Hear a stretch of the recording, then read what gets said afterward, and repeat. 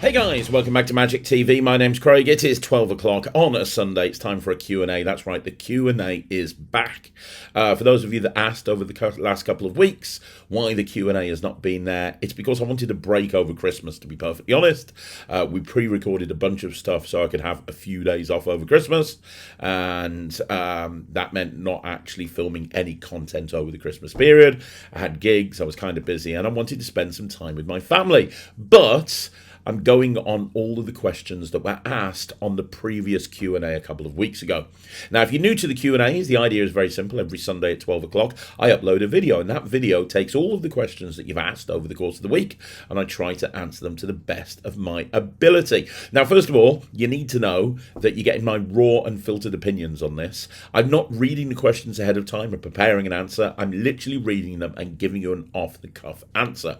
If I think a question is deserving or needing a longer video, I will do a longer video for that, and I'll let you know at the time, and then that longer video will pop up a few points, a few weeks maybe later, when I've had time to do some research into the topic that people are asking about. Now, obviously, I'm answering these questions quite a bit after they've been asked, but normally you want to try and get your questions in by the Monday. Typically film a Q&A on a Tuesday, maybe a Wednesday. So if you want to guarantee to have your questions answered, try to get them up by the Monday at the latest. If I miss your question, I'm very, very sorry. Don't worry, because if you just leave it down below in this video, I will get back to it the following week. With that being said, there's quite a lot of questions, and we're going to get into them straight away. So without further ado, it's question time. So the first question is from Archie Cox, Archie Cox Magic. Hope you're well, Archie, and you've had a happy Christmas and a happy New Year. Archie has two questions. Let's take them one by one. Question one, I'm looking to learn a mem deck this year. I know you've used Mnemonica. I know you use Mnemonica. Would you recommend using this stack or another stack or making my own? Look, I'll be completely honest with you. I don't know if you know my kind of history with mem decks. I originally learnt the Shadow stack by Tom Crosby many years ago, and I did the mistake that a lot of people made, or a lot of people make, in that I didn't use the stack regularly, so I forgot it, and I just kind of thought, well, you know what, I'm never going to use a mem deck, so let's just forget it. And then when Ryland was 7, maybe, I think it was, possibly, he wanted to learn a mem deck, and so I was testing him literally 20-30 times a day on the cards that he was learning for Mnemonica, and he chose Mnemonica, and I was testing him, and by testing him, I ended up learning the Mnemonica stack by accident, and then began to realize just how powerful a mem deck is and started using it literally in every single gig. The reason I tell you this is because I don't think Mnemonica is necessarily the best stack to learn. I use Mnemonica because there's no way I'm going to de-learn Mnemonica and try to learn another stack. I'm kind of stuck with Mnemonica, and that's fine because pretty much everything that I do is based around having a mem deck, not a particular stack. But if I was going to learn a mem deck from scratch, I would learn Tom Crosby's Shadow stack. And the reason is simple. He built it with so many features. I think, technically you can learn any stack when you're learning a mem deck. You can shuffle a deck of cards and go, that's my stack. But you may as well build as much into it as you possibly can. And Tom has built a ton of stuff into Shadow Stack, and if you can get a hold of his Recall DVD by contacting Tom, I think he has them as a download, I'm not too sure, but if you can get hold of Recall, you see all of the stuff that's built into this stack. There is a lot, including a story deck, believe it or not. There's a lot of features built into Tom's stack. So his stack, Shadow Stack, is, in my opinion, the best one to learn. I've heard good things about Redford Stack, but I've never, properly seen it, so I'm not too sure. There is some stuff built into Mnemonica, but a lot of it is kind of procedural style routines, if that kind of makes sense. So I would ultimately go for the Shadow stack. Contact Tom Crosby, and he will be able to help you with that. And then don't make my mistake. Don't make the mistake I made. When you learn that stack. That's not the end of it. That's just the beginning. You have to be doing it every single day. Like, I will be constantly in my head thinking, right, 20 is Jack of Hearts, 30 is Five of Clubs, so on and so forth, because I want to keep it in my head. I want to keep it in my memory. And the way to do that is constantly test yourself with that stack, and then it'll stay in your head forever. But there you go. Yeah, that's what I would do. I'd use Shadow Stack.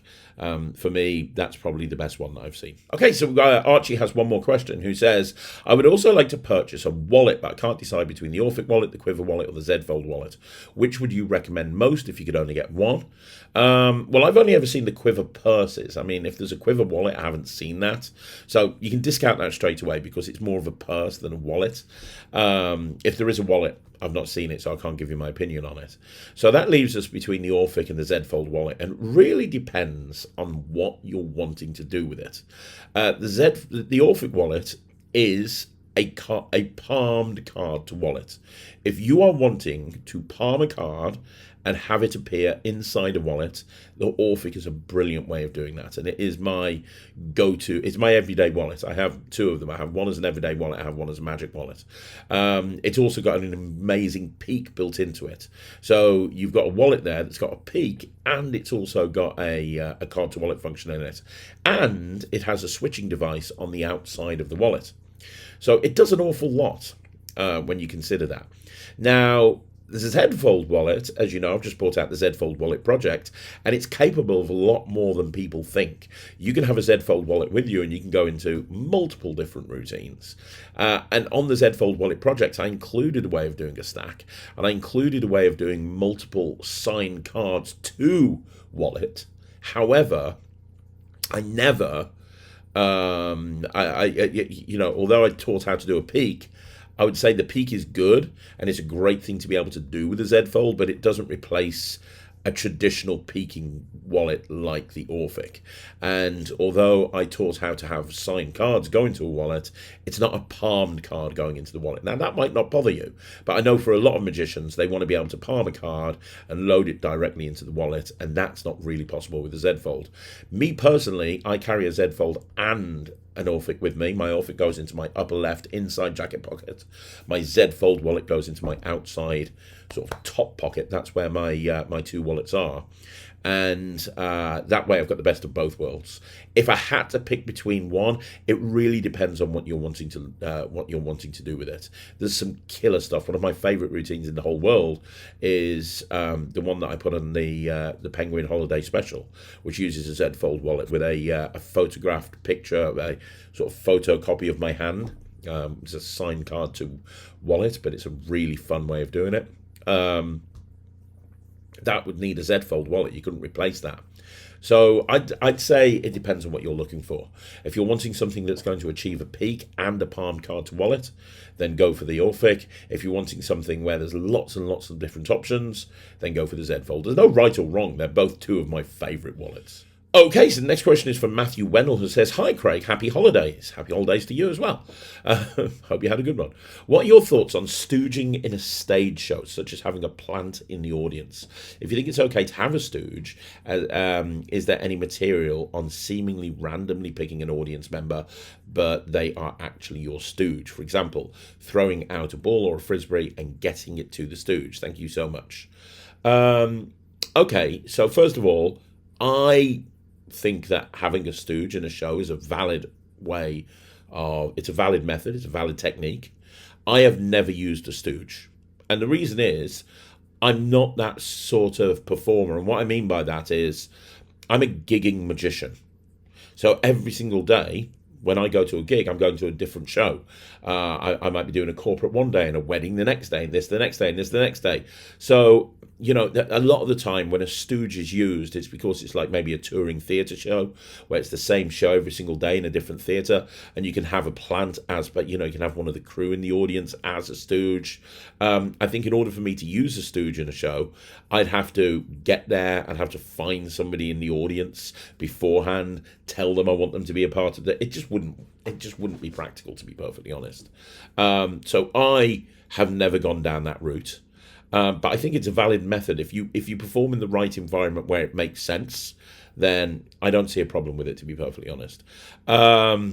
In terms of getting the Stooge randomly picked, I think what I would do is I would have seat numbers. So most theatres that you perform in are going to have seat numbers, or even most corporates these days have numbered seating and so on and so forth, and different tables, and the tables are numbered, and then the seats are numbered.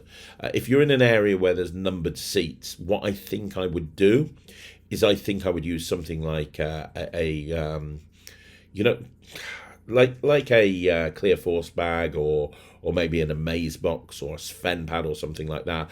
I'd have something that shows completely different numbers in there, and I have somebody randomly pick a number, and I'd have that person stand up. And if the seats aren't numbered, I think what I would do is I would number the seats. So I would have, I'd put like cards on the seats, and each one's got a different number on. So I'd say at the beginning, look, every single seat that you're sitting on had a card put there with a handwritten number. Every single number is different. And the reason for that is we're going to pick somebody at random. You over there, I've got this pad, and this pad has different numbers in it. Can you do me a favor and lift up anywhere and shout out the number? That sort of thing. That's probably the way that I would go around doing that. I don't know about throwing out a ball or a frisbee. I don't think that would be a valid technique. I'd probably go down the numbered route. I think that would make it more random. I will tell you as well, although I don't do stooging in my show, me and Ryland do a trick when not professionally, but when we're out and about, we do a trick that I taught him years ago. I haven't done it in a while, but it's a great trick if you've got a friend who's into magic and you want to get them involved in your show.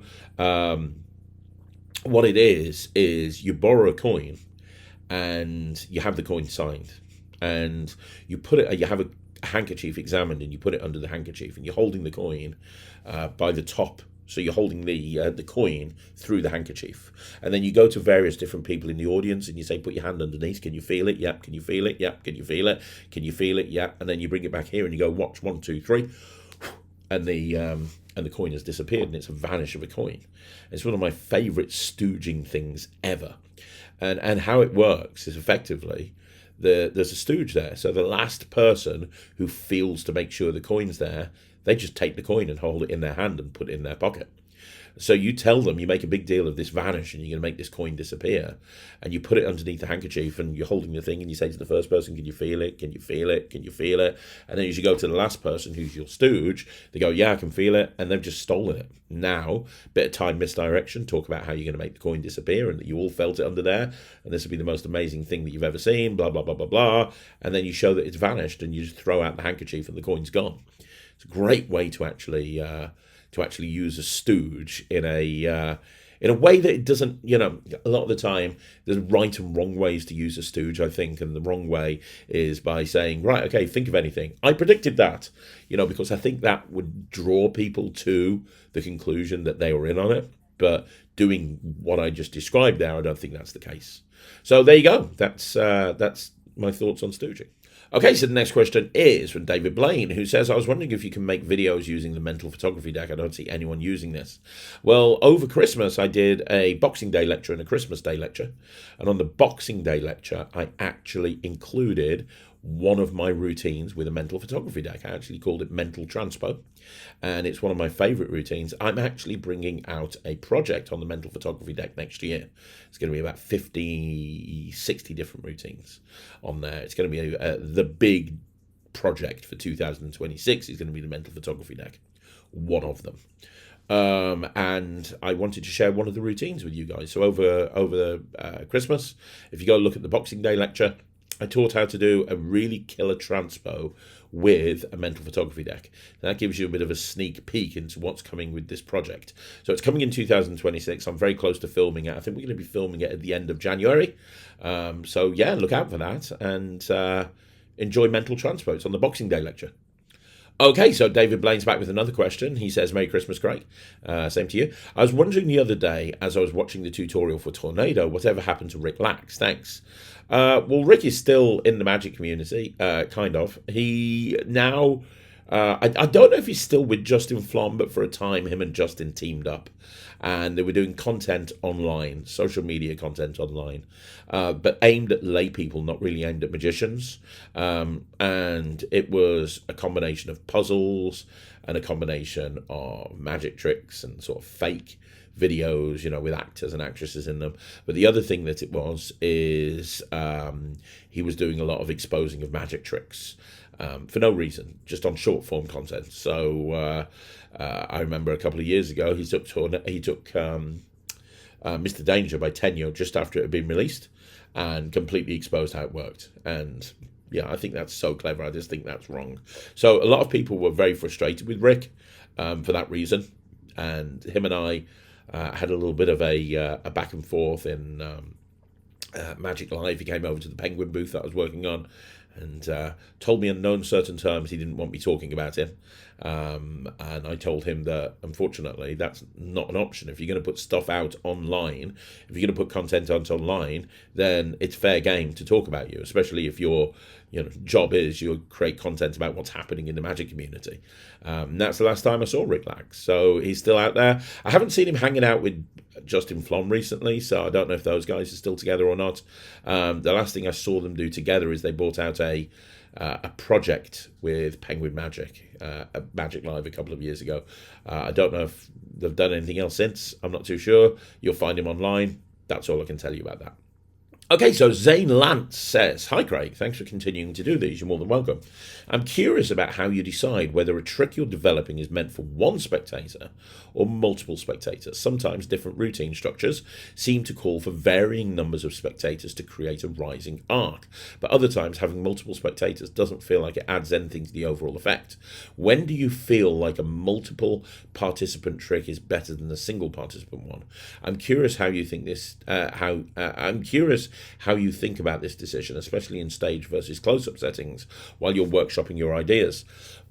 Generally, as a general rule of thumb in close-up, I want to try and get as many spectators involved as possible. In close-up, I tend to either do mix and mingle or I do banquet tables. Those are the two areas in which I tend to perform. And with both of those different performing environments, I want to get as many people involved as possible. I've been to gigs before and I've watched other magicians. And one of the big mistakes that I see a lot of magicians make is they'll walk up to a group of people or they'll walk up to a table with people on them and they'll perform for 2 or 3 people on that table. And they'll make it a performance for 2 or 3 people on that table. And so everybody else on that table kind of switches off and doesn't pay any attention whatsoever. And I don't think that's what we're being paid for. I think we're being paid to entertain the whole table, not 2 or 3 people on the table. So whenever I have an effect that I'm working on, or whenever I buy an effect and I'm considering putting it into my act, the most important thing is how I can have multiple spectators involved in the process and in whatever it is that I need to do with the trick. So let's use double cross as an example. It's really a one-on-one trick. So how do I make it so that it'll play to more than one person? That's kind of what goes through my head. I'm always trying to work out a way of how I can make tricks play to as many people as possible. Because, yeah, absolutely, 100%, I could perform any trick as a one-on-one type thing, but it's very rare that I'm performing one-on-one. It's very rare. I think I can count on one hand the amount of times over the last couple of years that I've performed in a one-on-one situation. It doesn't happen very often. So instead, I want to try and figure out a way to have multiple spectators involved in the performance. And that can just be something as simple as looking them in the eye, asking them a question, that you script at that point. So you're at that point and you script a question that you ask somebody else to get them interested in the performance. But I think that the way that you get everybody involved is by getting as many people involved in the trick as possible. And on stage, my general performance, I try to do routines that work for the whole audience. But if I'm not doing routines that work for the whole audience and I'm doing them for, if I'm not doing tricks that involve the whole audience and I'm bringing spectators up on stage, my sweet spot is 2. I will bring 1 spectator up, but I prefer to have 2 spectators up on there. a lot of the routines that I do, I've got 2 spectators. Now, if I can bring 4 up, even better. For me, the more spectators that I can bring up on stage in a trick, the better the trick is going to be. But minimum of 2 spectators. I have got routines where I bring 1 spectator up, a little bit like my destination mistake routine, but I try to look for ways of bringing as many people up as possible. And when I'm performing for the audience, I try to perform to as many people as possible. It's why I love Tennis by Alex Ning so much, because it involves the entire audience. So yeah, there you go. Hopefully that answers your question. If you want me to go more deep into that, just let me know and I will happily do so. So the next question is from Smithart, who says, any chance of a follow-up to CreditSwipe? I'd love to have more gaffes to incorporate into my routine. I would say never say never. Never say never in this industry. But there's nothing on the horizon. There's nothing planned. I have got other credit card routines that are going to be coming out through various different companies. I am actively working on different credit card routines. However, in terms of CreditSwipe, it might be something that I revisit in the future. Maybe, possibly, might be something I revisit in the future. But in reality, if I did, it would be 2 or 3 years off, because I haven't even began working on anything like that. And it would take at least a year to a year and a half to get to a position where it's ready to film. And then it would probably take about another 6 to 18 months after that to come out. So even if I did start working on it, you're looking at a minimum of 3 years. So I'm not saying no, but I'm saying not yet. Okay, so the next question is Diamond Dave Magic, who says, hi Craig, hope you had a Merry Christmas. My thoughts on the gender reveal, which I may be doing in one in the spring, is big headline. Depending on the venue and whether or not I can produce another person, I may have grandma decked out in the colour, or I may do some sort of costume change. For a smaller group, I might have them sign a card from a white deck and do an Erdnase change and reveal their signed card is now pink or blue. It's a really great idea. I'll tell you the other thing that you can do if you want to do big headline, but you haven't got a person that you could actually dress up in the pink or the blue or whatever. I went to the Peregrine Circus over last year. So the Peregrine Circus is a touring circus based in North Wales, and it's one of the best circuses that I've ever been to. Absolutely phenomenal. Had a wonderful time. And there's an incredible jester stroke magician there that's very well known in the North Wales area. I can't remember his name, which is terrible because I'm a big fan, but I think I'm getting old. But he did a wonderful thing with big headline in his show. He actually produced an inflatable teddy bear. You know the Bon Lee inflatable teddy bears? He actually produced one of those from the newspaper from Big Headline, because he had a bag. He had like an old-fashioned sort of leather bag, and he put the bag down on the table, on the floor. So it was just the floor and the bag on the floor. And he reached into the bag and he pulled out the newspaper and he opened it up. He did the whole thing. And then when it was really big, he threw the newspaper away, and now he's holding this big 7-foot teddy bear. And obviously, as he was opening it, he was just inflating the teddy bear from the bag. And I remember watching it thinking, that's such a genius idea. The reason I tell you that is because you could have one of those teddy bears decked out in pink or blue or whatever. It's very easy to do that. Bacon Magic did that as a confabulation style colour match routine. It's a very easy thing to do. And then what that would allow you to do is that would allow you to do the same thing, but without needing to get anyone in on the act or have grandma revealed or anything. And you could do it, without having a wing space or so on and so forth. So that's an idea for you. The Erdnase colour change thing is a great idea as well. There you go. Try it, see where it goes. Okay, so the next question is from Hungry and Hungover, who says, Craig, no question, just a comment. I've been watching you for years, and something I've noticed this year is you seriously are elite when it comes to coin magic. Every time I'm looking to buy an effect or whatnot, and I see you have a video on it, you're seriously top tier when it comes to coin routines, your timing, your sleights, your comedy, etc. I put you right up there with Dean Dill, who is one of my favourites of all time. May he rest in peace. Wow. Two videos of you stand out to me. You performing RBG by N2G to Matt, and you performing Charming Chinese Challenge to Jack. I've been trying to get as good as you are with those routines, and seriously have to applaud how easy you made them look. Happy holidays, Craig. May 2026 bring you even more success and happiness. You're an inspiration, not just for coins, but as a magician and a person. Thank you very much. I say this on the channel all the time, but I'm going to say it again. It's stuff like that that makes doing these videos worthwhile. You know, it's not an easy thing to do. It takes a lot of time and effort to put together videos on this channel, and sometimes you kind of go, you almost doubt yourself. You kind of think, why am I doing this? And then you see messages like that, and you see comments like that, and you go, no, this is why I do what I do, because if it just helps one person, then it's worthwhile. So thank you so much for taking the time to type that. I imagine that took quite a while. I really appreciate it, and have a great 2026. So the next question is from Michael Warsham, who says, how do we sign up for the Penguin Christmas special? I'm hoping that you've managed it by now, but if you haven't, just go to Penguin Magic. I think it's still #1 in the charts right now. So you should be able to find it relatively easily. If not, just search Penguin Holiday Special and just put it in your cart. Just click add to cart, then go through the checkout. It will be free. It won't charge you anything because it's zero. It'll be zero. You know, the balance will be zero, so it won't charge you anything. But that will then immediately put that into your account. So then you go into Penguin. You go up to your account. You go up to your downloads, and the top one, as long as you're sorting by date purchased, I think it is, the top one will be the Penguin Christmas special. So there you go. Enjoy. Again, the next question is from Illusionist Ed Zeus. It says, hey, went to a circus show recently and they were selling dancing canes. I mean, they had all the juggling stuff, but dancing canes too. It's just a cheap stick with a stick with a string, obviously, but still, what do you think about that? Thanks. You know what? I know. You know, they call them levy ones in the juggling community. They call them levy ones, and you know, it's something that a few people use, and you can buy them.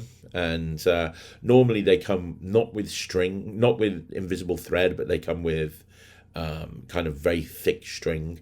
And I know a lot of lay people have not put two and two together and realize they're the same thing as what a professional magician would use as a dancing cane.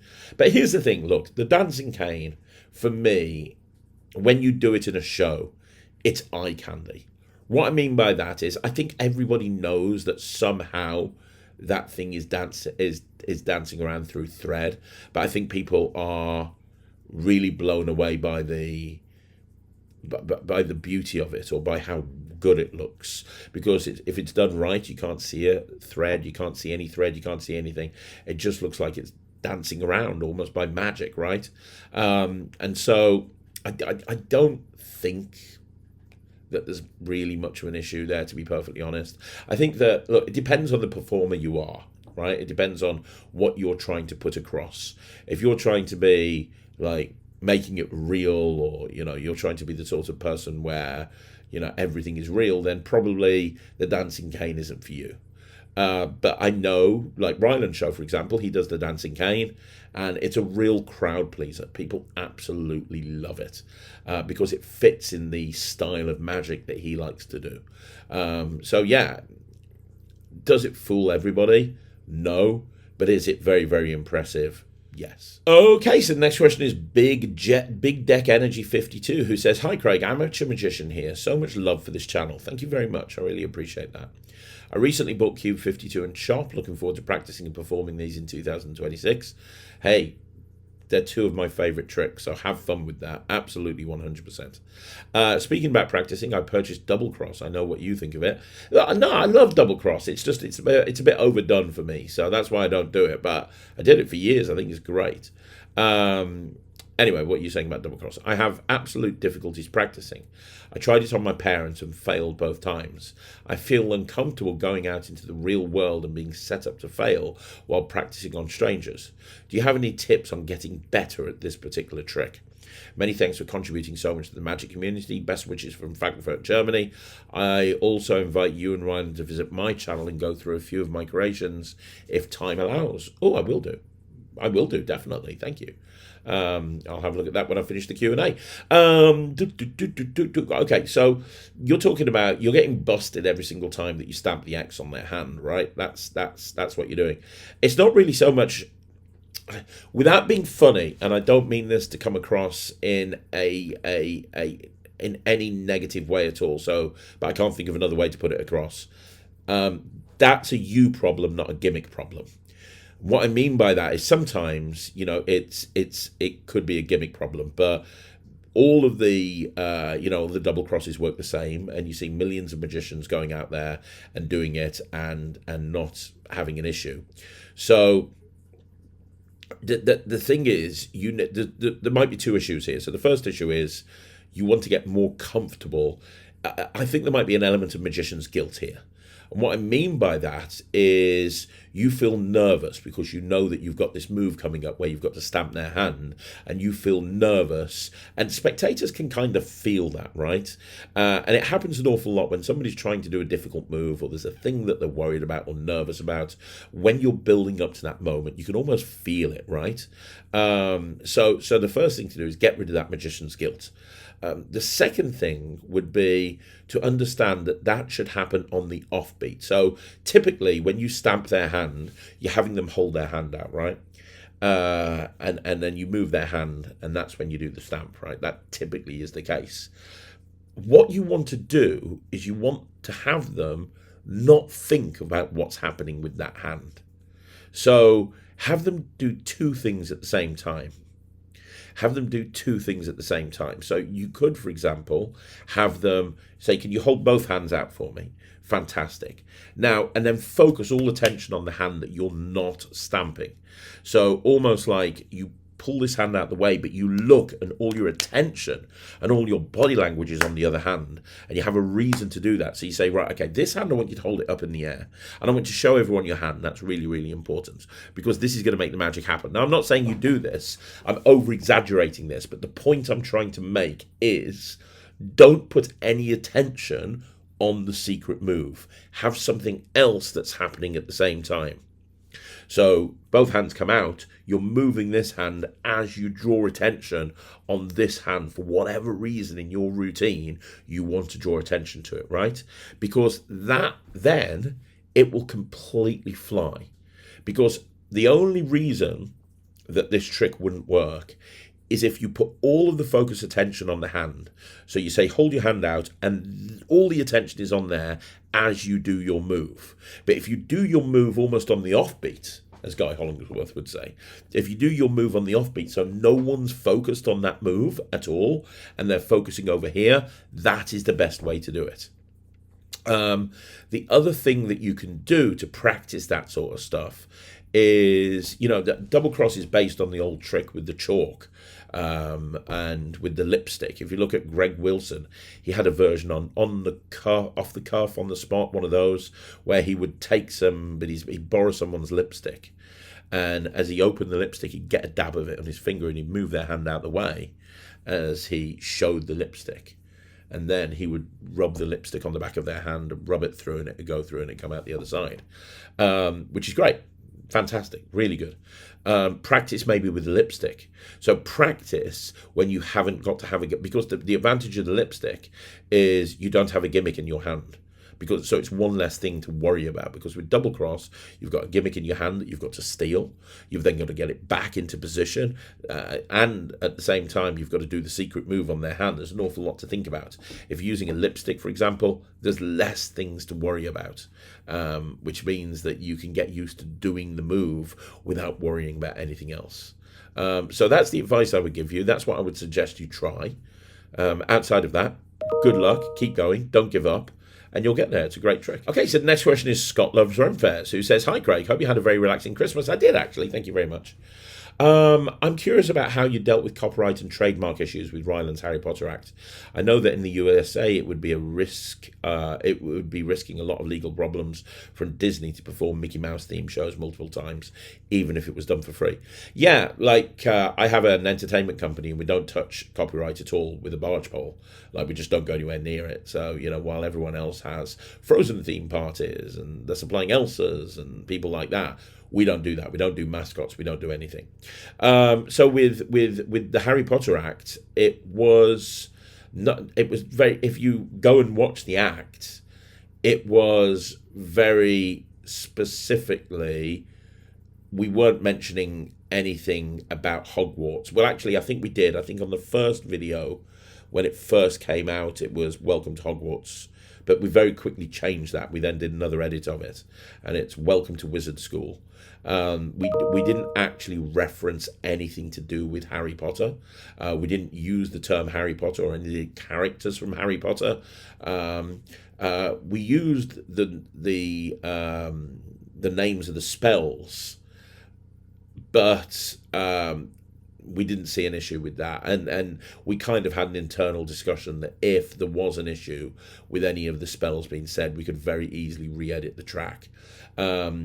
Even the outfit that Ryland's wearing, it's a school uniform with a cape, right? So and he's done that on TV numerous times. Like that's the thing. So Ryland did the Harry Potter Act on BBC. So he went on BBC, he went on Blue Peter, and he did the Harry Potter Act on Blue Peter.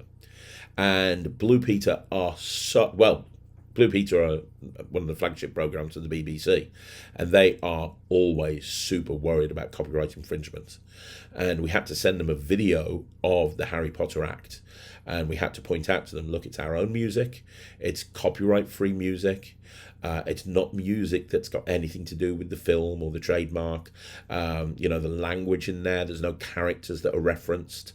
It's just a kid with a magic wand and a school uniform doing magic, and the only thing that we're referencing are the names of the spells that are being used. We're not even using the same prop, so he was floating a handkerchief. He was floating a handkerchief or a balloon, which you never saw in the original Harry Potter. And their legal team went through it with a fine-tooth comb, and then they came back to us and they went, yeah, that's absolutely fine, that's not a problem at all. So if it was okay for the BBC and if it was okay for Blue Peter after passing it through their legal team, I think we're probably fine with it. I think we're good.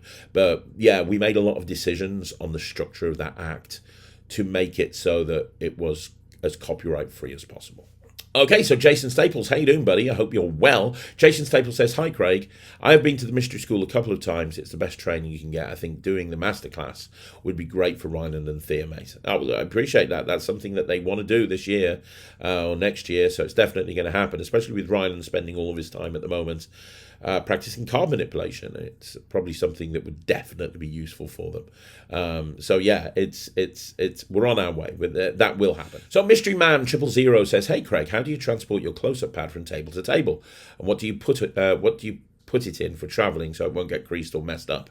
So I don't use a close-up pad when I'm doing table magic at all. I don't use a close-up pad in any way, shape or form. The only time I use a close-up pad is if I'm doing like a parlor show, or if I'm booked to do bar magic, or if I'm booked to do like a show in a person's house, and I'm doing like a parlor show in a person's house with close-up stuff. So there are times where I'll use a close-up pad, but I will never take a close-up pad going from table to table. I work out my pockets.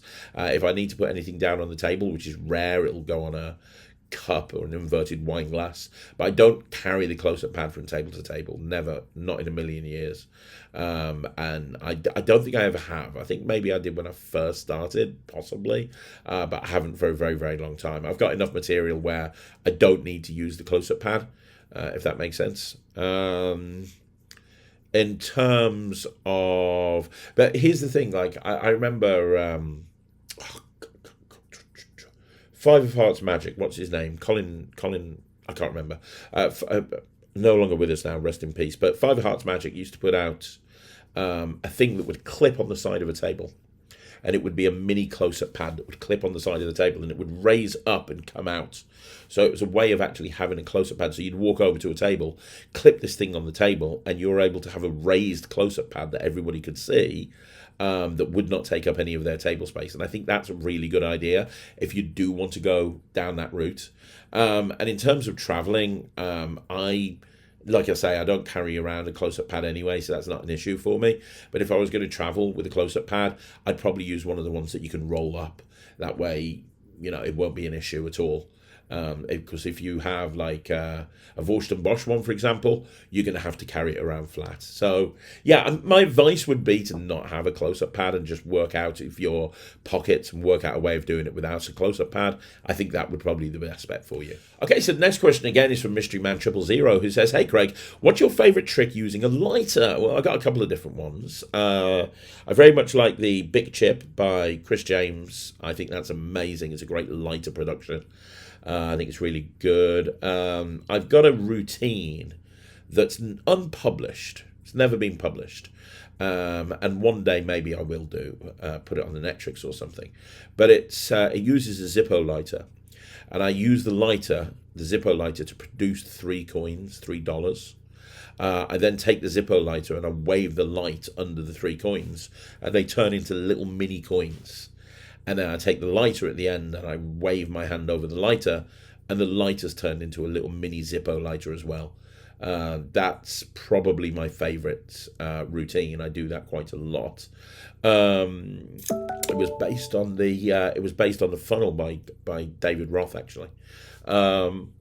I've also, years ago, when I was entering competitions regularly, I had like a multi-phase coin and lighter routine where a coin would appear from the flame of a lighter and then vanish. Think coin and pen, but with a lighter and a coin instead. So the coin would change places with the lighter, the coin would vanish and go into the lighter, it would appear in the flame of the lighter, and it ended up with a production of 16 Zippo lighters. So that was a pretty cool one as well. What else? Those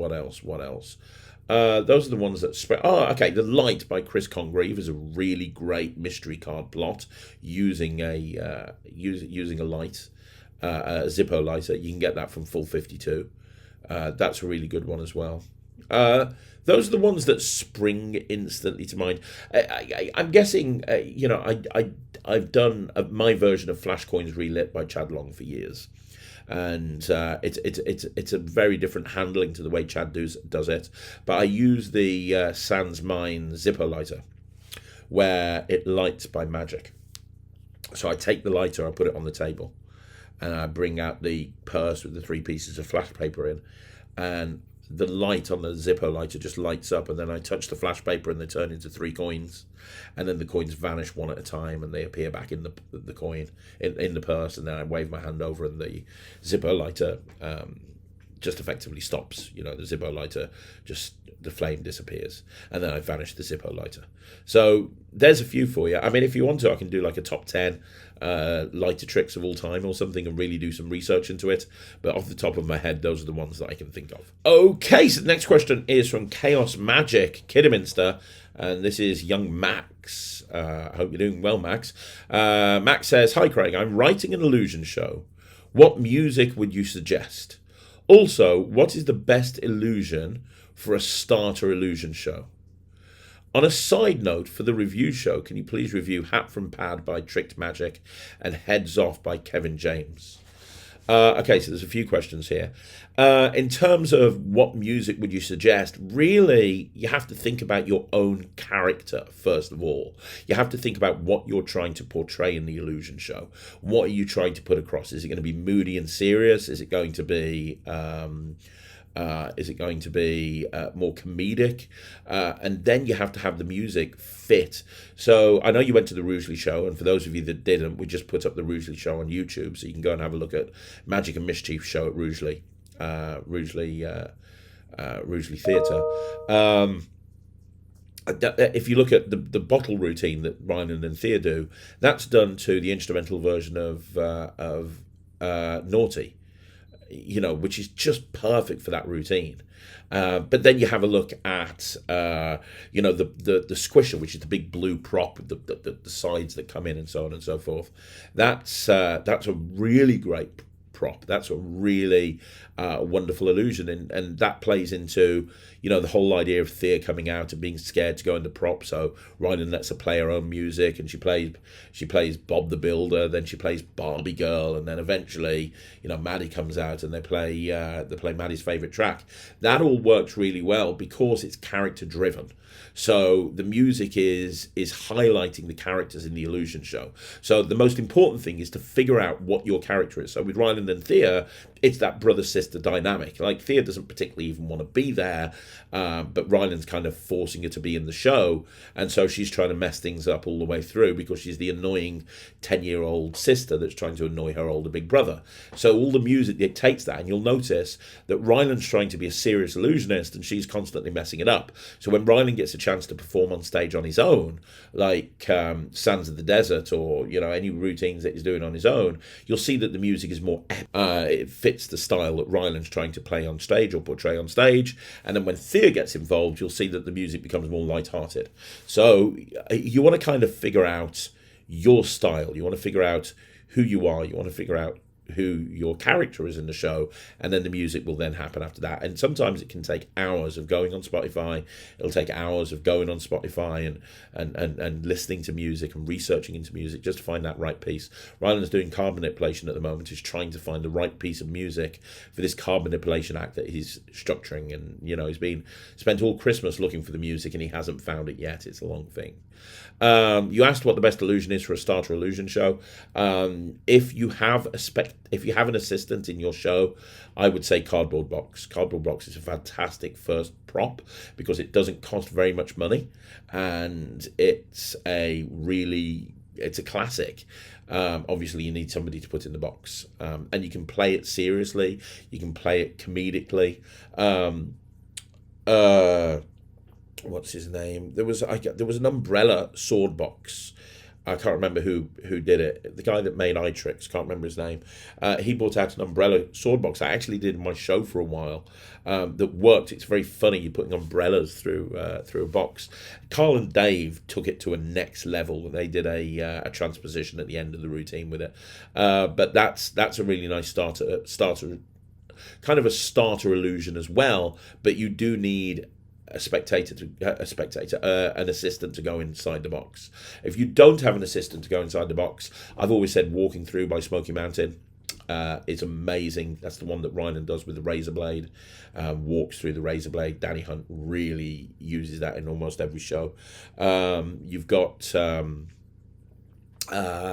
another one-man one is really good. It's the one where the hand goes through the mirror. Again, it's by Smoky Mountain. It's called Through the Looking Glass. If you have an assistant, a sub-trunk is a really good one to go for as well. And then have a look at Adam Topham's Babe in a Box. Because that's a great production of somebody. So that's a great way to produce somebody in your show. You produce an assistant in your show, and it takes up very little space. You can stick it in the back of a car, and it looks really good as well. So a Babe in a Box is a really good one to go for. It doesn't cost that much money, and it's a great starting appearance, which is a great way to open up a show. And then when you've got a bit more money, look at Guy Barrett and look at the utility bases that Guy has, because that is very, very versatile. Have a look at the review shows, because we've been reviewing a few illusions recently. You want a review of Hat from Pad by Tricked Magic. We're doing a Tricked Magic review show special. I can tell you that it's amazing. Both myself and Ryland use that in every single show, every single family show. It is, for my money, the best version of that routine ever. And it's worth its weight in gold. I would not go. We did, put it this way, we did Butlins at the end of December. And on the main stage of Butlins, we did that routine. And it brought the house down. I should tell you everything you need to know. And Heads Off by Kevin James. I used to do that in my act for years. It's fantastic. I don't know how practical it is for somebody who doesn't do illusions at the moment. I wouldn't start with Heads Off. I'd start with something else. But it's a great illusion. Yeah. So there you go, Max. Good luck. And hopefully that answers your question. Hi, so MCK Magic says, "Hi Craig, this is potentially too long for a Q&A, but if you could give an overview, that would be great. When you're selling someone on LSK's packages over the phone. That's my kids' entertainment company. How do you go about explaining the details without boring the clients? I have 3 packages for my kids' shows, bronze, silver, and platinum. And as I usually use text-based marketing, I have no problem sending over the details of these packages. But I'm looking to move into phone-based sales for my shows, and I was wondering how I can go about explaining my packages without coming across as a boring old fart. Any advice would be appreciated. Another question, apologies. Okay, let's skip that for a minute. Let's do that one. So, right, that's a great question. So, here's the thing. You need to impulse them, okay? So when you're speaking to somebody on the phone, when you're doing telephone sales, the most important thing is impulse. What I mean by impulse is what you say to get them excited about your show. So it's a little bit like a magic trick. You know, a magic trick can be very procedural, but if it's very procedural and there's a lot of procedure, then it becomes kind of boring and people switch off, right? The best magic tricks are the ones that are exciting and the ones that are interesting and there's something visually happening all the way through. Or it's the same with selling on the phone. You want to make sure that you come across, especially as they're ringing an entertainer, you want to come across as sounding interesting. So, you know, the tone of voice is very, very important. How you speak and what you say. I have 5 impulse factors. So I call them the gifts. The first one is greed. People are naturally greedy. So if you can use that in your pitch, then that's brilliant. You know, the fact that people are naturally greedy. You know, I'm not saying giving discounts, but, you know, there's different ways of actually using greed. Indifference is important. That's the I, the gifts, G-I-I. Indifference. Indifference is not sounding desperate on the phone. So if you sound desperate to get the booking, you're probably not going to get the booking. You want to sound very, very indifferent. You want to kind of put across that you couldn't care less whether they book or not, because if they don't, somebody else will, but without being rude about it. The F stands for fear of loss. In other words, you need to make them understand that you will get booked up. If they don't book you, somebody else will book you instead, right? It's very important. You can always tell whether somebody's into you or not with their initial question. If they say, I want a price, then they couldn't care less about you. They're just shopping around for a cheap price. If they say, I want to check if you're available, they're interested in you specifically. So if somebody says, I want a price, you need to flip that. The way to flip it is to say, okay, I can give you a price, but first of all, I need to check availability. We might not be available. When are you looking for? Next month? Oh, next month it's almost fully booked up. That's going to be a struggle. Let me check for you. That's an example of fear of loss. Now you've put them into a situation where they're thinking, oh, I hope I don't miss out on this opportunity. I really want to book this person. T stands for tone of voice, and tonality is so important. If I'm speaking to you on the phone about my packages and I'm just speaking like this, it becomes very boring. So you want to have that tonality, right? That tone of voice. It needs to be up and down. Hey, welcome to, you want me to talk to you about my packages? I would absolutely love to do that, that sort of thing. And then S stands for sheep factor. Sheep factor is, the basic concept in sales of sheep factor is if everyone else does something, they are going to want to do it as well. So it's using phrases like, the reason so many other people book this package is because, or this is the most popular package with my clients, and the reason so many parents go for this package is because. You're taking the opportunity in your pitch to constantly say what it is that, that so many people are booking you. Now, that's the impulse factors. The single most important thing here is that you understand that people don't want to hear about you. They want to hear about what you can do for their children. You have to understand that parents are stressed out. They're stressed out about absolutely everything, but the thing they're most stressed out about is organising a party. So you want to make sure that they understand that you're going to come in and you're going to make sure that everyone has a great time. You're going to be the star of the show. You want to paint pictures in that person's head. They're probably thinking, oh my God, this is going to be a nightmare. I've got to organise this party. They need to finish this conversation by kind of knowing in their head that they've contacted the right person, because that person is really going to help them. And you've come across as offering all of the solutions to problems they didn't even know existed until they spoke to you. And then finally, the other thing is you need to understand about the impulse curve. So the impulse curve, imagine that I've got a graph in front of me.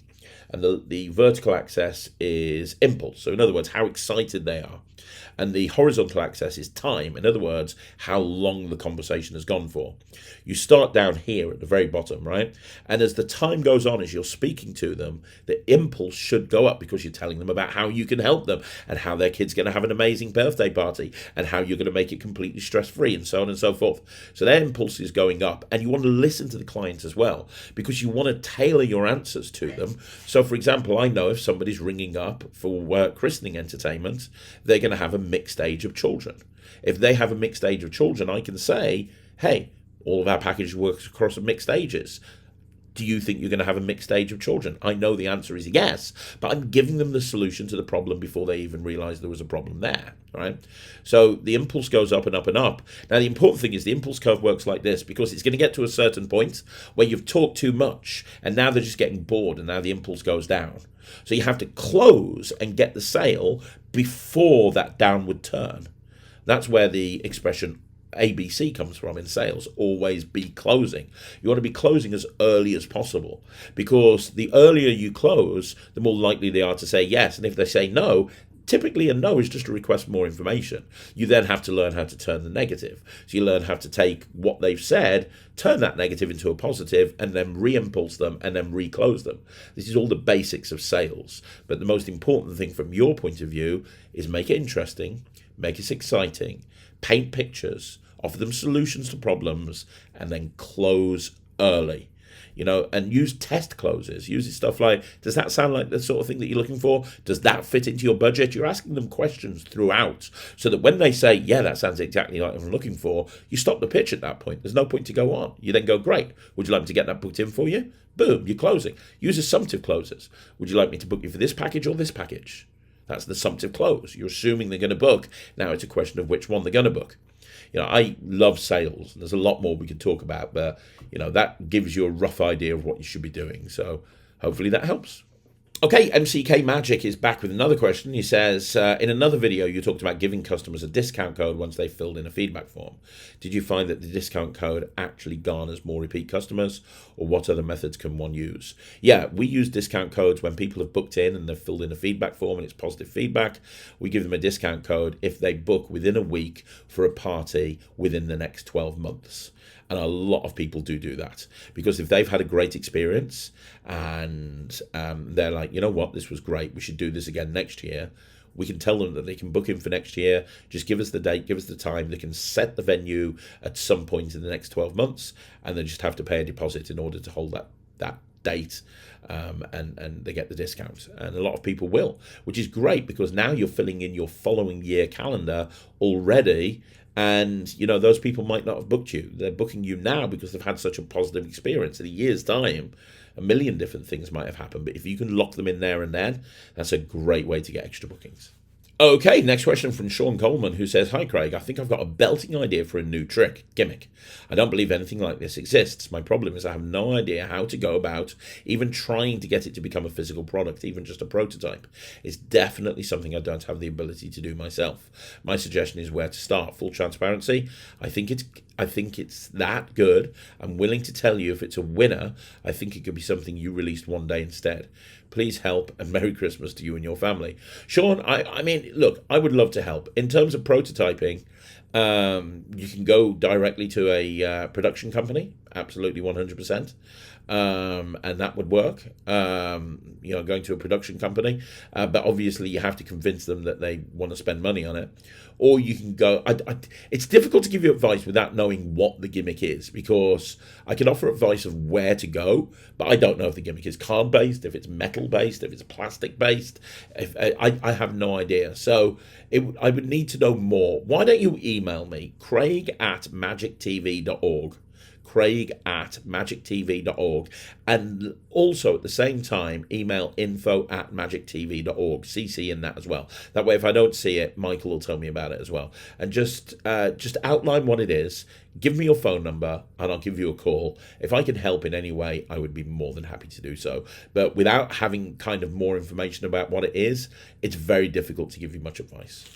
Next question is my pet Creeper, who says, "Hi Craig, thanks for everything you do for the Magic community. You're more than welcome. Do you have any advice on remembering multiple people's names while performing?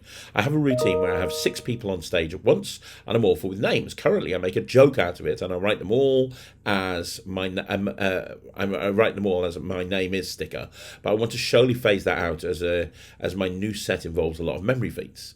I just repeat their name. So if I'm doing a multiple selection with, say, 6 people, I'll say to the first person, "What's your name?" "Bob." "Nice to meet you, Bob. How's it going, Bob? You okay, Bob?" "Very good." So, Bob, here's what's going to happen. And in my head, I'm just thinking, Bob, Bob, Bob, Bob, Bob. And I try to associate that with somebody I know. So if I've just performed for Bob, I used to have an uncle called Bob, and I'll think about that uncle, and that will help me link those two together. That's really, I've got a pretty good memory. Not for anything else other than I've got a good memory for anything to do with magic. Sarah will tell you I've got the worst memory in the world, and I have. I lose my phone probably about 35 times a day. But when it comes to anything to do with magic, I've got a good memory, and so I do remember an awful lot of stuff, especially people's names. And I just find repeating their name over and over again and trying to associate their name with something that I can relate to really does help, because then I can kind of visualize my uncle's head on the guy called Bob. It doesn't have to be somebody I know. So the other day I was performing to somebody called Kylie, and I just thought in my head Kylie Minogue. So every time I looked at her, I saw Kylie Minogue instead of her, and that helped me think Kylie. Okay, her name's Kylie. So that's probably the best piece of advice I can give you, and just practice it. Practice it over and over again, and before you know it, try to get Siri to say, name 6 people, 6 names. Give me 6 names, and then try to remember them, and 10 minutes later recall those names. That's the best way to practice it. And the cool thing is you can practice it on the fly, and if you forget their name, you can just go, "Oh, sorry, what's your name?" They don't know you're trying to remember their name. But I will tell you that when you do this and you remember people's names, it's kind of remarkable to them, right? They go, "Hang on a minute, is remembering that?" I do 10-person selection, multiple selections, an awful lot. And by the time that I'm going back through the 10 people and I've got to like person 7 and I'm calling them all by their name, that becomes the thing that they're talking about as well as the card trick. So yeah, good luck, go practice it, and it's worth learning. So the next question is from Michael Lovick, who says, "Hi Craig, my question would be, when do you sleep? It's great to see how much effort, dedication and energy you put into the Magic community. I try and catch all your shows. The community is fortunate to have you. Thanks for all you do. Have a Merry Christmas and a Happy New Year. Take care." Thank you very much. When do I sleep? I'm not too sure. No, in all seriousness, I do sleep. I just tend to get up early to do a lot of stuff. I catnap an awful lot. So when I'm in a car, I'll be asleep within seconds. When I'm in a van on the way to a show, I'll be asleep. When I'm in a green room backstage waiting to go on stage, I'll sleep. I'm very, very good at falling asleep very, very quickly in random places. And I'll just have lots of little mini cat naps in various different places. People, anybody who works with me will tell you, that they take the piss because I'm just falling asleep all over the place. But that's kind of how I've always done things. So yeah, I do sleep. I just do it a little bit weirdly compared to a lot of people. So Mystery Box Studio says, "Very nice Q&A. Not sure there'll be one next week, but just in case there is, first of all, Merry Christmas and Happy New Year." Thank you very much. I appreciate it. When it comes to cards for magic tricks, we can probably agree that Bicycle Riderbacks on red is probably the go-to deck for most magicians. But the question is, when it comes to white borders versus borderless decks, what are the pros and cons? I can think of reversing a card is much easier to disguise on decks with borders, but are there any other benefits or cons of using one deck over another? I think some people mentioned that the borderless is better for second deals. Yeah, the B-back designs especially. So yeah, borderless cards are better for gambling, any sort of gambling, not just second deals, but third deals, center deals, bottom deals, anything like that is going to become a lot more deceptive when you're using a borderless deck. And the reason, very simply, is if you're doing a strike second, for example, and you're pulling that top card back to take the second card, because there's no border, it's almost impossible to see that. So somebody who's got a mediocre second deal like me could actually end up looking like a good second deal by using a borderless back. When you're using a push-off second deal, the sort of thing that Andy Gladwin popularized, then that's not really so much of an issue. But definitely, borderless cards do help with any sort of full stealing. That's really the only advantage. There's a lot of downsides to using a borderless deck, even to the point of using a double. You know, if you turn 2 cards over on top of the deck as one, if that splits ever so slightly, they'll see that there's another face-up card underneath. They won't do that with a deck with a border, because they'll just think it's the border of the card underneath. So your technique has to really be on point when you're using a borderless deck. And in terms of reverses, you're right. Anytime you've got a reverse card in a deck, it sticks out like a sore thumb with a borderless deck. So the only real advantage is the dealing thing. You'll see a lot of gambling demos, and a lot of people that do a lot of gambling use borderless cards. Really, for me, I don't really use that. The back design sometimes helps with gimmicks. You know, like you'll see that if you're, you know, the old floating match will always be made on that sort of back design with no border, because the border would make the gimmick stand out like a sore thumb. So you have to use borderless cards. So there are a couple of other things, but generally as a rule, it's all to do with the full stealing.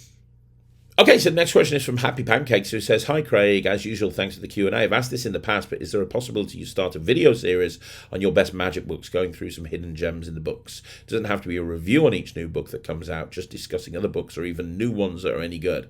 Don't say you've already videoed it and have them coming out in January. Also, I'd like to sign a petition for you to stop releasing tricks for at least a year, as it's getting more expensive to keep saving up for each new effect that you produce. I'm already 2 years behind. Of course, I'm just kidding. I love seeing a new Craig Petty effect, although my eyes just bulge out thinking I can't really afford it. Keep on creating. Love you. Thank you. Thank you, thank you, thank you, and happy holidays." Thank you, buddy. I really appreciate it. Now, I am thinking about doing a video series this year, and it's not really a review of books or an overview of books, but what I want to do is I want to do some 5x5s on books. You know, the 5x5s I do on a Monday. I want to do a 5x5 that's made up of a performance of 5 of the tricks from a particular book. So I take a book and I perform 5 tricks from that book, and I talk about why I like those 5 tricks particularly.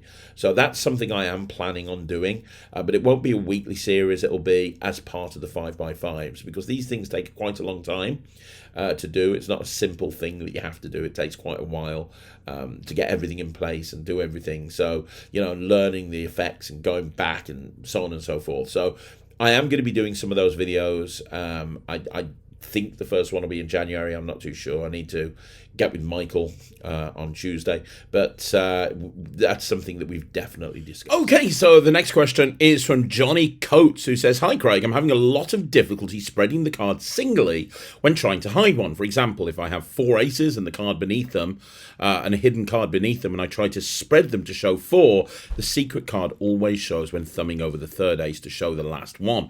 Does that make sense? Don't know if it's the technique or the cards." It does make sense, and it really, the best thing I can tell you is it is going to be just practice. Practice makes perfect. However, there's a few things that you can do while you're practicing the technique. If the cards don't need to stay in order, you can hold the cards from above in biddle grip in the right hand, and then thumb them one at a time into your left hand, leaving a double in the right hand, which will be more secure because it's easier to keep a double squared with biddle grip than anything else, and then paste that double underneath, and the hidden card will go back into position underneath the aces. Now that works fine. It just looks like you're showing the cards singly one at a time, but it is going to change the order of the aces, so I don't know if that affects the routine you're trying to do with it. The other thing is, if you can adjust the routine you're doing so that you can use a different technique instead, if the card is second from the bottom, if the hidden card is second from the bottom, you can use a buckle count, which is a much easier count to be able to do when you're hiding an extra card. And if it's in the middle, you can use an Ascanio spread, which again is a great technique to use to keep hidden cards hidden. The other thing that you can do is, before you start the spread, if the card is at the bottom of the deck, you can get a break above the bottom 2 cards. And you can literally do that as you're squaring up the packet by riffling off 2 cards with your thumb and getting a break above the bottom 2 cards. You can do a pinky pull down as well if you want to, or you can use a any type of pull down that you want to use. But what that will allow you to do is when you want to spread the cards, you can, because you've got that break underneath above the bottom 2 cards, you can pull down on those bottom 2 cards, and your right hand can come in and grab the top 3, spread the top 3, and your left holding that last one held securely in the left hand, and it looks like you're spreading 4 cards out. And that's a really great way of keeping that card secure underneath that last ace. So I'm back in the studio doing the Q&A next week. If none of that makes sense, ask the question again and say that you want to see an example of it. And what I'll do is, because I'm in the studio, the proper studio next week, you'll be in a situation where we'll be in a situation where I'll be able to show you on camera all of those techniques. So, you know, if you want to do that, just ask the question down below, but hopefully that will all make sense. Okay, so Magic Macaulay says, hi Craig, I'm thinking about getting Bruce Cavalier's Shrinking and Growing Head Illusion. Do you recommend it, and do you know the pros and cons of it, please? Thank you very much. Hope you've had a great Christmas, mate. You know what? I've never actually used it. I've seen lots of people use it over Halloween, was it? Over Halloween, I was watching Russ Brown's show every night, because Ryland and Thea were performing with Russ every night, and he did it in his Halloween show every night. And he gets a great reaction. I've never put it in my show just because it's not something that kind of worked for me, but I know it works for a lot of people. The problem is it's not going to work for everyone in the audience. That's something you need to be aware of. It's not going to work for every single person in the audience. There's some people that illusion doesn't work on. But hopefully, if you're performing it to enough people will go, whoa, that it gets the reaction that you want it to get. So the only negative is you need them to, it's kind of it's not a magic trick, it's an optical illusion. So the negative is, if you want to come across as a magician that's performing nothing but incredible magic tricks, this is an optical illusion, it's not real. But if your performing persona is that of, hey, I want to show you some cool stuff, then that's not an issue at all. It's just something to be aware of. I would get a drill if you're going to do it, because attaching it to a drill means that it makes the display of the hypnotism disc a lot better than if you're trying to do it any other way. So that's my recommendation. Get a drill if you're going to do it. But yeah, it's a good trick. It engages the whole audience. Everyone gets involved, which is nice. It's been a staple of many people's acts. At one point, it was being overdone, but I don't think that's the case anymore. I don't think a lot of people are doing it. So I think it's so old, it's new again, if that kind of makes sense. I think knowing your persona and your performing character, I think it would work really well for you, Macaulay. Okay, so the next question is from Meximex, who says, regarding Alan Morrison's Smoke, don't worry, it still plays great. I use it as a general utility rather than with the official routine. But it's just like palming. As long as you understand on beats and off beats, you can get away with almost anything. It's a fantastic device. Highly recommend it. Yeah, I completely agree with you. I remember when Alan first brought Smoke out, and it was one of those tricks that everybody was blown away by. And you look at Eden Choi's BGT act that everyone talked about. He had that moment at the beginning of the act where smoke came out of his mouth by magic before he produced the first card, and that moment was incredible. And that's the moment that you can build as well by using smoke. So yeah, I'd highly recommend it. It's very good. Okay, so the next message, or the next question, is from Edward Rena, who says, hi Craig, we're all attending the session from the USA thanks to the kids receiving a scholarship from Vanishing Ink. That's amazing. Vanishing Ink are awesome at that sort of stuff. I hope to meet you and the kids when we're there. I will be there. Ryland will be there. Unfortunately, Thea will not be there because she's got a gig. Ironically. So Thea's going to be working. Thea's gigging on an illusion show with Tom. But me and Ryland will most definitely be there 100%. So what's the question? What would be your top 5 tricks for an interactive kids show for a birthday party age 5 to 9? We are all trying to become working magicians, and Ethan 16 and Haley 14 will be performing this show. It'll be their first birthday party gig. Thanks, Ed, Ethan, and Haley. So if they're brother and sister, and they are doing the show together. I would absolutely 100% lean into the brother-sister thing. I really, really would. That's what Ryland and Thea do, and it works so well for them. I put up a video last week, and it was their full Rougeley Rose show. So they did like a 45-minute, 50-minute spot on Rougeley Rose, and a lot of it is big illusions. That's probably not something that you'd want to get Ethan and Haley involved in. But if you have a look at some of the routines they did, like the multiplying bottles routine, which is the restarting bottle by Morgan and West, and you look at the teddy bear routine that they did, that's the sort of thing that works really, really well when you've got that kind of brother-sister type vibe, if that kind of makes sense. But in terms of your top 5 interactive tricks for a kid's show, so kids age 5 to 9, in my book, Absolute Madness, I put a routine in there called the Great Family Sponge Ball routine. And that is one of my favourite routines to perform in a kid's show. I do it all the time. And I love performing that. And it literally is just 3 sponge balls. So it takes up absolutely no space. It's very, very cheap to put together. And it plays really well. So have a look at my book. There's a video of me performing it. But also you've got the tutorial there as well. That's in Absolute Madness. The Silver Scepter is a classic of magic. I love performing the Silver Scepter. The Silver Scepter is what I kind of consider to be like it's a given. It's always going to get a great reaction from the audience.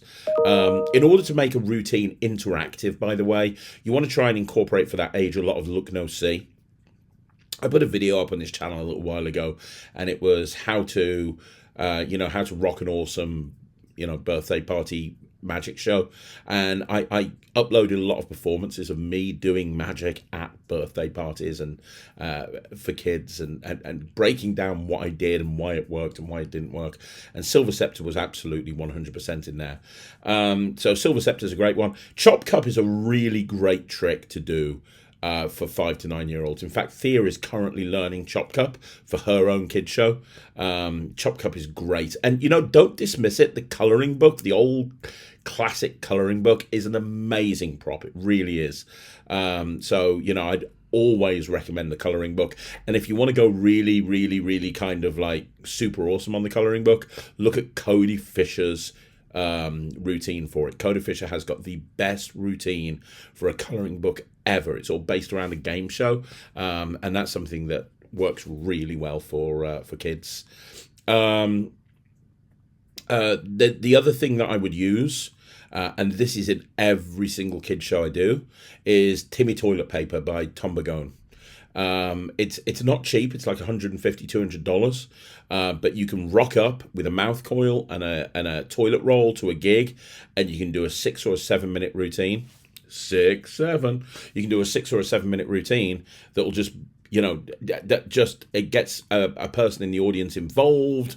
It's fun. It's interactive. That's the sort of thing that you want. So I would say Timmy Toilet Paper works really well as well. I'm probably going to do a video in the next couple of months of the 10 most interactive kids tricks of all time. I haven't done a video like that before, and I think that'd be a really fun one to do. But yeah, there's some good starting points. All of those would work really, really well.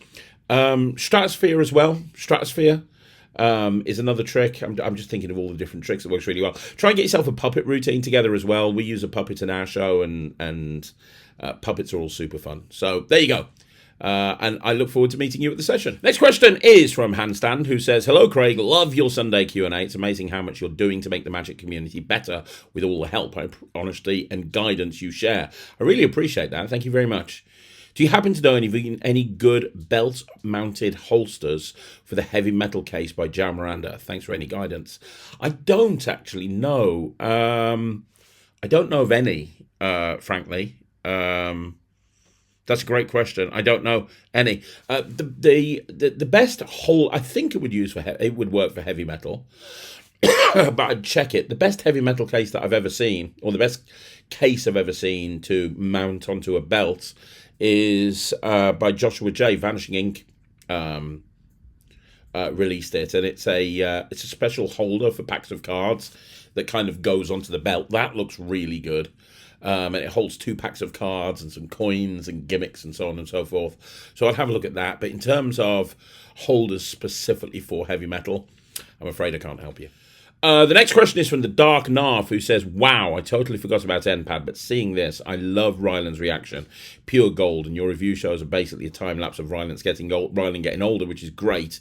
Your best trick. Yeah, you know what? I always say that Ryland is my best release. Ryland and Thea are definitely my best release. But in terms of NPAD, you know, that's kind of the thing that put this channel on the map when I actually did the review of NPAD. That's the bit that everybody was like, what? Yeah, and it's nice to look back on occasionally.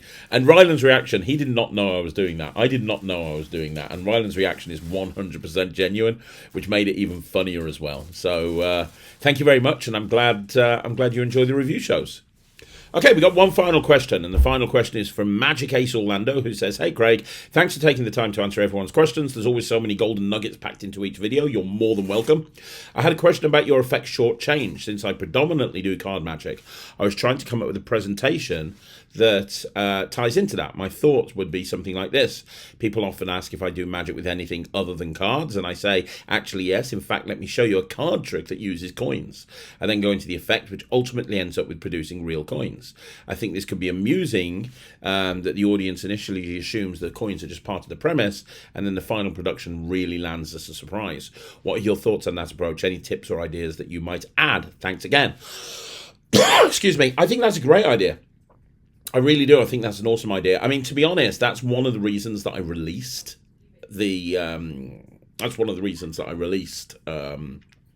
Shortchanged, because I wanted to create a coin routine that could be done by people who don't do coin magic.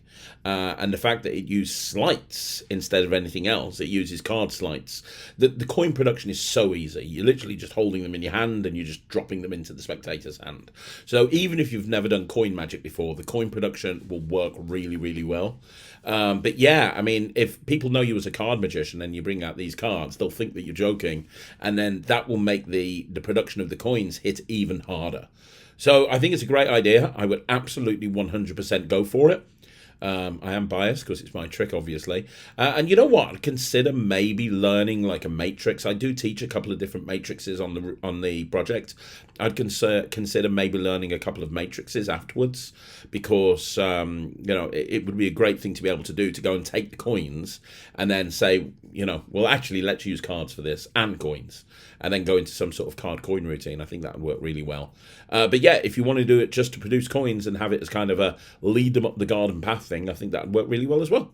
So there you go, guys. That is another Q&A in the bag. Thank you once again for joining me right here on Magic TV. Now, don't forget, you want to see more videos like this, like the video, subscribe to the channel, leave a comment down below. I'm going to be back again with another video very, very soon. In fact, this evening, we've got a review show special going up, and then I'm going to be back with a 5x5 on Monday. There's a lot going on right here on Magic TV, so make sure that you keep sticking around. Make sure you keep watching. Don't forget to join the Netrix, which is my online streaming platform for magicians. You can get access immediately. There's another 5 tricks going up this week or next week, so make sure you look out for that, and I'll see you again soon. Thank you so much for watching. My name's Craig, and this is Magic TV.